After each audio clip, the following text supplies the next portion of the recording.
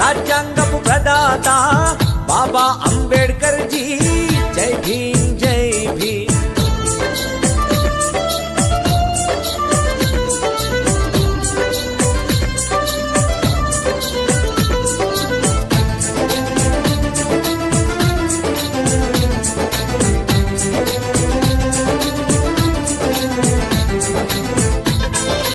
వాల్మీకి జనాభా కనుగొన్నటువంటి article 341 central గెజిట్లో ఉంది. దాని కొరకు ప్రయాసపడింది, అడగండి, పునరుద్ధరించమని. టైం వస్తే సుప్రీంకోర్టు ఫీల్ చేయాలి. రాజ్యాంగంలో లేనిది ఎందుకు అడుగుతారో వాల్మీకి సోదరు బుద్ధి తెచ్చుకోండి. అందు గురించి మనము ఒకే వాల్మీకి మరి బోయ వాల్మీకిలో ఉంది, కానీ కొంతమంది వాల్మీకి పక్కన పెట్టి బోయని రాయడం తప్పు. కాబట్టి వాల్మీకి సెంట్రల్ గెజిట్లో ఉంది, వాల్మీకి మీద సెంట్రల్ గెజిట్ ఆర్టికల్ 341 ఉంది. దాన్ని అడగమంటే యాదవ్ ఎస్టీ అడిగేది. మరి ఎస్టీ ఒకే కులంలోనే ఎస్సీలో నుంచి ఎస్టీలోకి, బీసీలోకి, డిఎన్టీలోకి ఇన్ని దెబ్బారు. గొరక నిద్ర పెడుతూ రాదని కర్నూలు జిల్లా రాయలసీమ టీచర్ కుంభకర్ణ నిద్రలో పోతున్నాడు. అంతే, మేలుకోలేదు ఈ రోజుకి కూడా. డిఎన్టీలోకి దొబ్బిన దాంట్లో చదువు ఉంది, కానీ ఉద్యోగ అవకాశం ఎంత రిజర్వేషన్ కూడా తెలియదు. కొన్ని గుడ్డిగా ఉన్నారు. కాబట్టి ఇప్పుడైనా వాల్మీకులకు కోల్పోయినటువంటి హక్కులను అక్రమదారుల మనస్సాక్షిని విజ్ఞప్తి చేయడం ద్వారా ఎన్నడూ తిరిగి పొందలేము. నిరంతరం పోరాటం ద్వారా మాత్రమే పొందగలము. అంబేద్కర్ చెప్పారు, నీవు నీ కొరకు పోతే నీలో ఉంటావు, 10 మంది కొరకు అయితే 10 మంది ఉంటావు. ఎప్పుడైనా కళ్ళు తెరవండి. బానిస బతుకుల్లో నుంచి బయటికి రండి అయ్యా. చుక్క ముక్క బానిస బతుకుల్లో బయటికి రండి. చాలామంది వాల్మీకులు అంబేద్కర్ ఫాలోవర్ని అనుసరించడం లేదు. మనల్ని కూడా జనరల్ గెజిట్లో 77 కులాలు ఉన్న దాంట్లో 70 నెంబర్ మంది ఉంది. వాల్మీకులు కూడా షెడ్యూల్ క్యాస్ట్ ఉన్నది. రిజర్వేషన్లు మరి ఎందుకు అనుభవించలేకపోతారంటే మంది మాట విని అగ్ర కులాలు మాట విని సంకనాకపోయారు. ఇప్పుడైనా వాల్మీకి సోదరులందరూ ఆడపిల్లలు మగపిల్లలు చదువుకొని సంఘ సభ్యులుగా చేరండి. అప్పుడే మీకు అర్థమవుతుంది. కూలిపోయిన హక్కులను బిచ్చిమాడగరాదు. మనము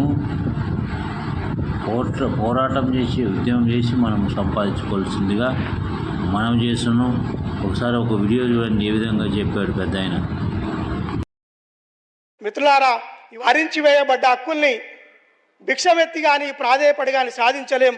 నిరంతర పోరాటాల ద్వారానే సాధిస్తాము, నిరంతర త్యాగాల వల్లనే సాధిస్తామని చెప్పేసి తన జీవితాన్ని మొత్తం పోరాటానికి అంకితం చేసి తన జీవితం మొత్తం త్యాగం చేసిన ఈ దేశంలో ఉన్నటువంటి బడుగు బలహీన వర్గాల కోసం, మహిళల కోసం, రైతుల కోసం, బీసీల కోసం, సబ్బండ వర్గాల కోసం ఆఖరి శ్వాస వరకు పోరాడినటువంటి గొప్ప నాయకుడు బాబాసాహెబ్ అంబేద్కర్ చెప్పినటువంటి స్వేచ్ఛ, సమానత్వం, సోదర భావంతో కూడినటువంటి సమాజ స్థాపన జరగాలని చెప్పేసి మనమందరం కూడా భాగస్వామ్యం కావాలని చెప్పేసి జై భీమ్, జై భారత్.